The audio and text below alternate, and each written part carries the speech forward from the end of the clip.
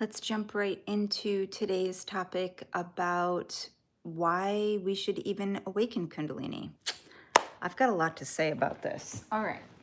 So, first of all, it's something that people seek out, which is surprising to me because there are so many stories of tragedies and lives falling apart and everything being destroyed and health and all of these really scary stories around awakening Kundalini. There are whole books literally written about how nightmarish this process can be, and yet still people seek it out. And I get the question all the time, how do I awaken this energy? It's the wrong question. It is really, truly not the question that I wish that people would ask. I am going to be really frank. I don't think that you should awaken Kundalini. That is not the goal. And if that is where your mind is at and you're really set on awakening Kundalini, there will be a tendency to push and strive and struggle and try and make things happen and try to control the process. And honestly, it will almost be inevitable that you will run into difficulties. Because if you are really trying to control things and make things happen and wake this energy up, then you are in a state of resistance to what is. You're in a state of resistance to what life wants to bring to you, and you're not flowing. You're not in a graceful process. So I would say if this is you and you're wondering, like, how can I wake up this energy? It's not that the Kundalini awakening process is bad at all. Actually, it's an absolutely beautiful process. And the ultimate goal of the process is to bring you to a place of pure consciousness or unity consciousness, as close to that while still functioning optimally in the world for the benefit of all of us, not just for you. I think that's important to know that this is not a selfish process. This is not about you gaining powers or being permanently blissful or having peace in a permanent way or getting enlightened for your own sake. This is you becoming a light in the world, or more accurately, becoming the light of the world, because we are all just one thing. So there's no a light and then not light. There's just light.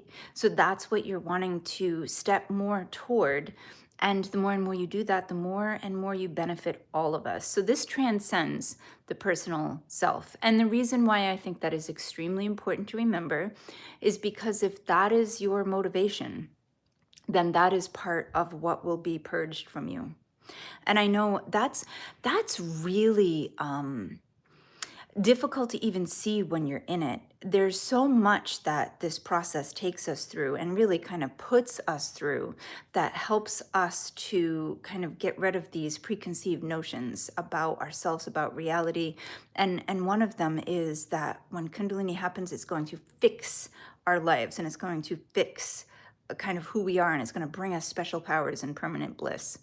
And it's not that those things won't happen. Actually, I do believe that, for me anyway, I have been happier and happier and feel more complete and whole and absolutely more peaceful in my life, more authentic, more joyful than I've ever been.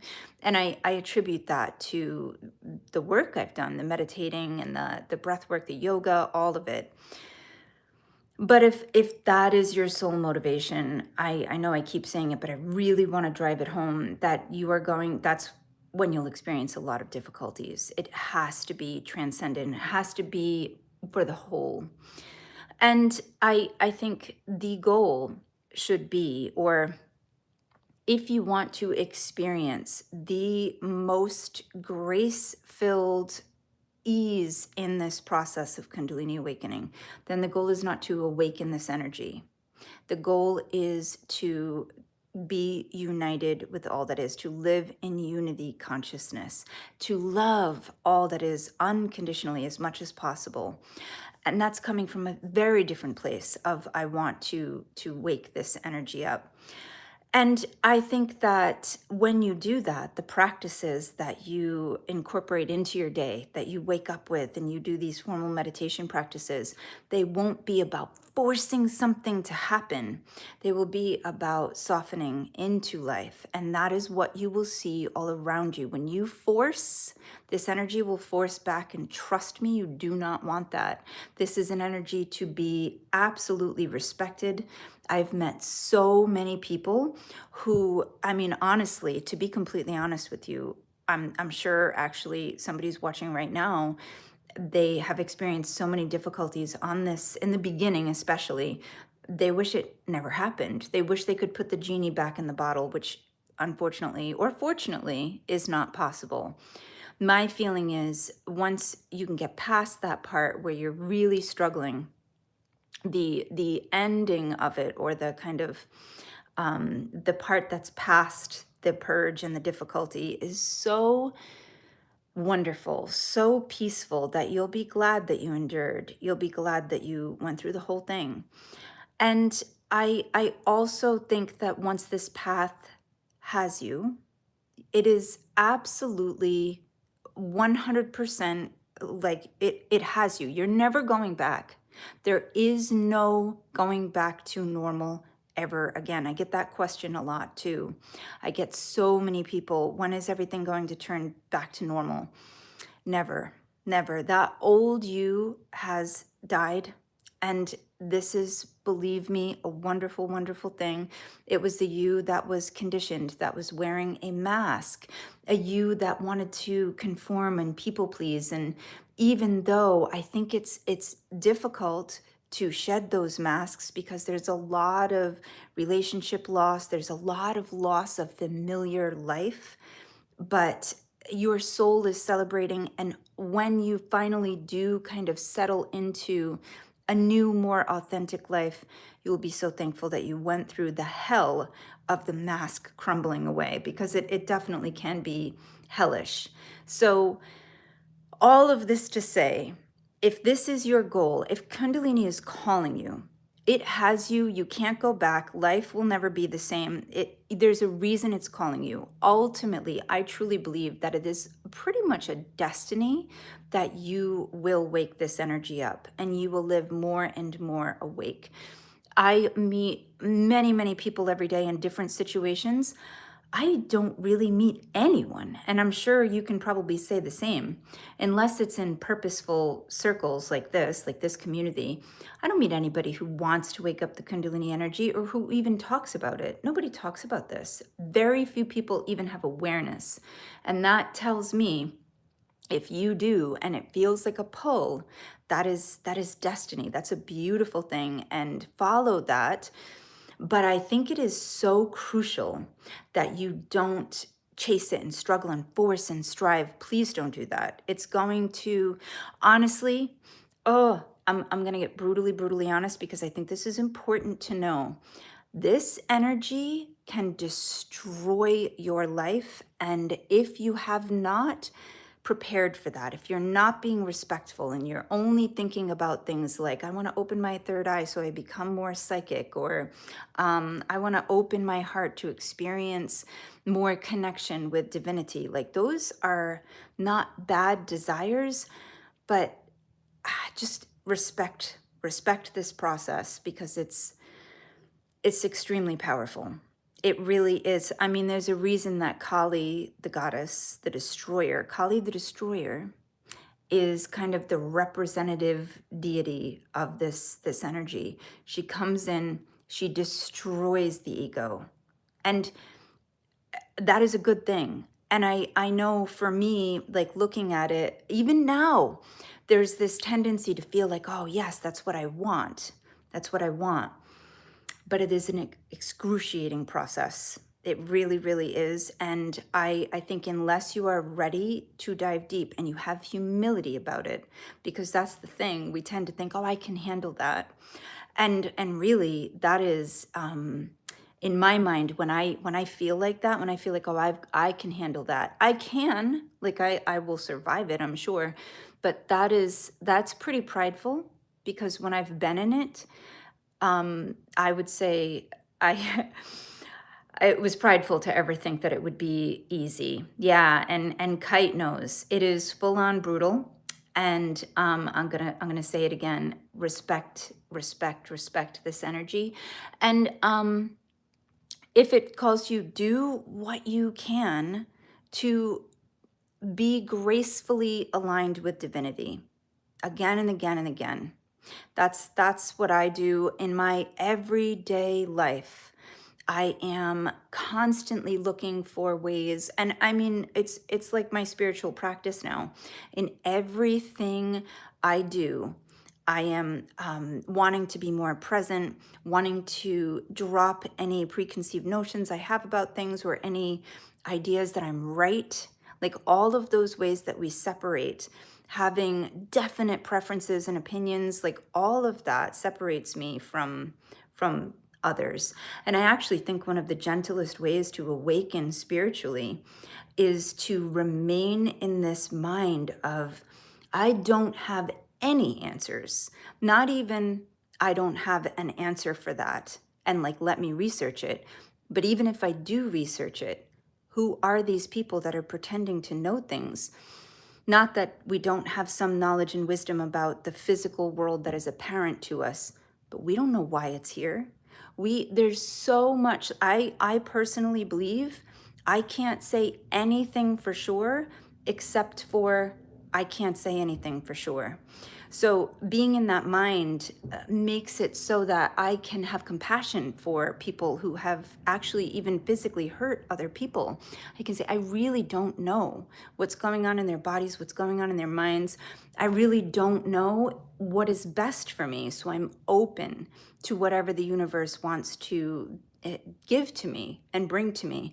I can't say if I belong here, if I'm meant to be with this person. I know nothing. I actually feel like that's an extraordinary way to open up to awaken. Yes, yes. And it also makes you very pleasant to be around because if you're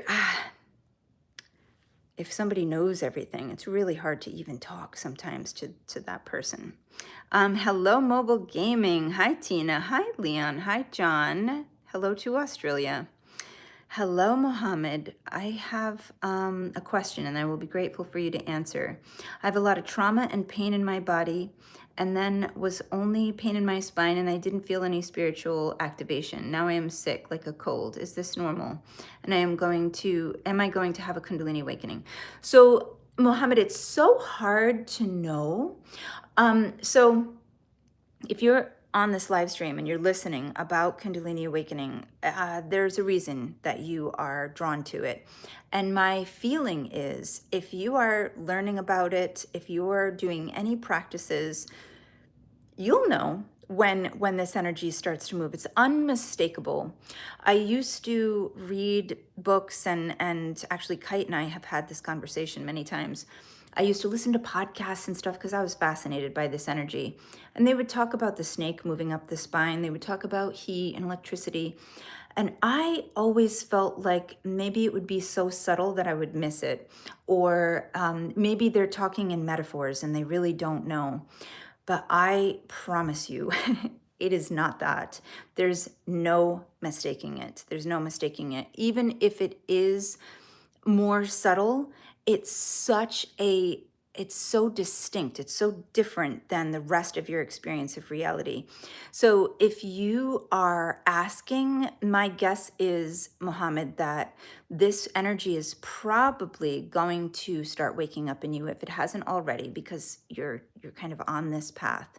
And I think with the sicknesses, the colds, the body aches, honestly, that is all normal on the Kundalini path. I know so many people who have tremendous body pain and who have things like autoimmune diseases. And sometimes it's just that you've always had this, you've always had something going on, some kind of body thing that needs attention.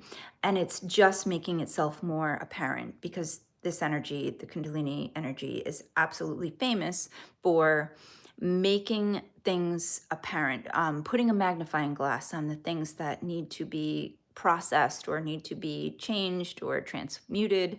So it is normal. And are you going to have a Kundalini awakening? Um, if that is something that you want to move toward, I would say it probably would be something that could happen. I know that's such a weird question, weird way of answering it, but I wouldn't even focus on it. It has no real meaning. The only reason why we want to have Kundalini awakening is so that we can also be spiritually awake and be in that unity consciousness. And to me, we can just not even think about the Kundalini energy and just move toward unity consciousness. Pray, be in devotion, be in that bhakti yoga of I'm devoted and worshipful of the oneness, all of life, or pick a deity. That to me is a very gentle path, and it's very forgiving. I think that the path of like the breath work and vigorous yoga and all of that, that's uh, going to be a much more difficult path unless you've been doing that your entire life. The yogis prepared for a minimum of 12 years to get ready for this energy to awaken. And that was part of their culture. So this tells you something. If they were preparing for that long before they even attempted to awaken this energy, we are not ready in the West. I highly doubt you've been doing that much work. And I know for me, I had been on a meditation path for my entire adult life. I started meditating around 9 or 10. I was like 9.5 years old. And I was given a book on meditation and fell in love. And I was regularly meditating, regularly doing breath work and yoga.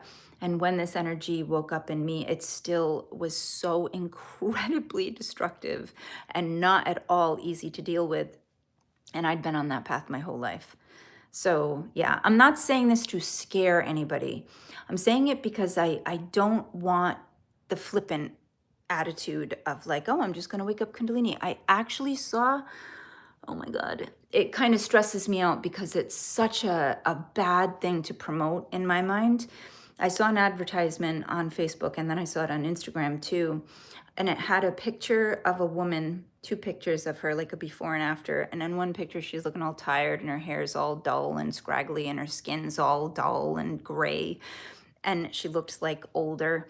And then in the other picture, it was her radiant. And of course, she had like nice boobs and her hair was all shiny. And it literally said, "Awaken your Kundalini for radiant beauty." That was a real ad. Oh my God, it just is incredibly disrespectful. And yeah. Hello, Jamie. Jamie says, Jamie and Chris in the house. Yes, it's funny, I don't see Chris. Was he kicked out? Um, well, that's nice. I like to be liked. Jamie says, your painting of Emma is beautiful. She made me cry. She looks like you. Oh, thank you. Thank you. Yeah, I've been obsessed with painting. Obsessed lately. Thank you, Jamie. I appreciate you. It is full on brutal. Oh my God, Kite. I know. And you would know. Describe Kundalini energy, Christian says. So Kundalini energy, the way that I think about it, after reading so many people's opinions, all of these spiritual teachers throughout many, many years, the way that I kind of have boiled it down for myself is there's an energy that sparks everything into life. You can call it prana, you can call it chi, whatever. So it's kind of like this big bang energy that started everything into motion and keeps everything in motion. And Kundalini is the individualized energy within each person that is akin to that energy. It's the life force energy individualized within us. It is potential.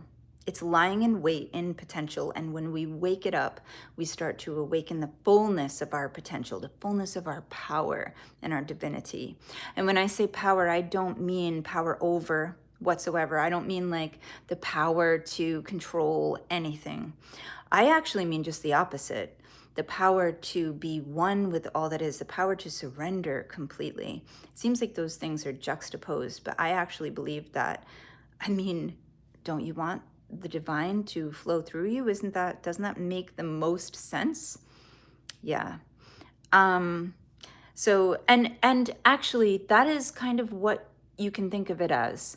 the divine flowing through you. It's you. I think one of the biggest mistakes that I made for a long time with this energy was feeling that it was something that was waking up in me. And I don't think it's that. It is me waking up. This energy is me, and it's the fullness of my potential waking up. That's what it is. What about Shiva? I love Shiva. He is so cool. He is so cool. Shakti and Shiva. Yeah, and this is that unity that we talk about. It's so beautifully, beautifully portrayed in the story of Shakti and Shiva. They come together in their union. They're whole. Now they're completely those masculine and feminine energies. That is absolutely a beautiful metaphor for what I feel happens, and it's very interesting. So Shiva is the great void. He's kind of like um, the blank canvas, or the emptiness from which all creation can spring. And then there's Shakti, who is the creation, and those things merging within us. It's a very interesting story. And I love also that the yogis talked about all of these nadis, and we have this nervous system that they could not have known about. We have the chakras that are in perfect alignment with all of our glands and aligned with the endocrine system. It is so, so perfect. And it just blows me away how they knew that. They could sense it. Jamie says, I didn't get the serpent thing going on either. I didn't feel any of that. I was told to put the Merkaba in my mind, and in my mind's eye, and meditate. And when I did, my flipping heart had a major orgasm. Yeah, I started meditating in first grade. I used to call it playing nothing. Oh, I love that, playing nothing. That's awesome.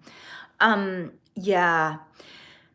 Isn't that interesting? Everybody has this in a slightly different way. I mean, the traditional way that we hear about so much is it rises from root to crown and it feels like a serpent. And I did have some of that. And I had the heat that people talk about. I had the electric sensations, and I had a lot of the electricity, actually. And I don't always hear everyone talking about that, but my whole body felt like I had stuck my finger in an electric socket, and it was just continuous. For 3 whole years, I felt that pretty much nonstop. Electricity from all over my body. You don't know how it's going to kind of move through you. And also, you don't really know from day to day the journey that this energy will take, not only in your body, but in your life. In your life. That is something that I think people also don't realize until it happens to them or for them. When this energy wakes up, it doesn't just wake up in your body. Your entire life changes because it extends beyond you. It extends from you and radiates from you, but also it changes you as a person, and you affect your reality with your thoughts, your actions, your words. So everything changes. It's not just your body and your nervous system. It's everything. Mohammed, thank you for answering. You're very welcome. You saw that ad? Yeah. Isn't that so ridiculous, Angela? I was like, is this a joke? Is this a joke right now? And then they had another one with a man. And I usually don't judge. Like when things like that come, I just don't pay any attention because it's not worth my attention. But I was actually a little bit like, I kind of want to write to this company and be like, you should not be talking about Kundalini in this way. It's super misleading. And what are you going to do when somebody when somebody has a full-blown seizure type awakening and then their life falls apart? Like, are they going to be able to call you and you'll know what to do? Because I don't know. It just feels very, very irresponsible to me. Kite says, the other way around is more true in my case anyway. It made me older with yuck skin. Yeah, yeah, this happens. And I feel like, and it doesn't always happen to everyone, obviously. Some people have totally radiant skin afterwards. But I do feel like if it's very, a very stressed kind of awakening, especially in the beginning, then you're stressed. Your body is stressed. And just like anything that stresses your body, it's going to show up in your body. I don't think that this is permanent.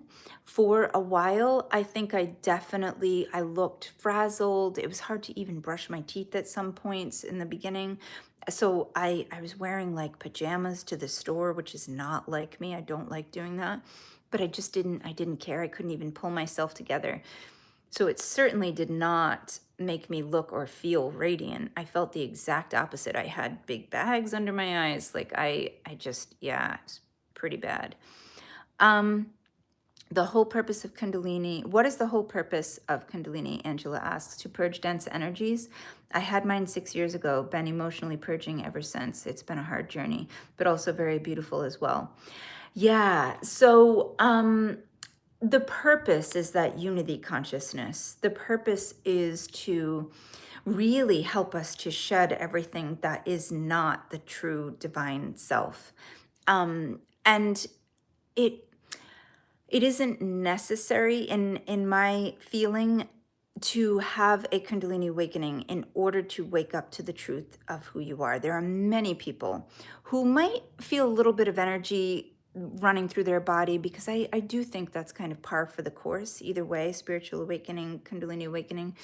But really, we want to wake up to the truth of our nature. We want to fulfill that potential that we are.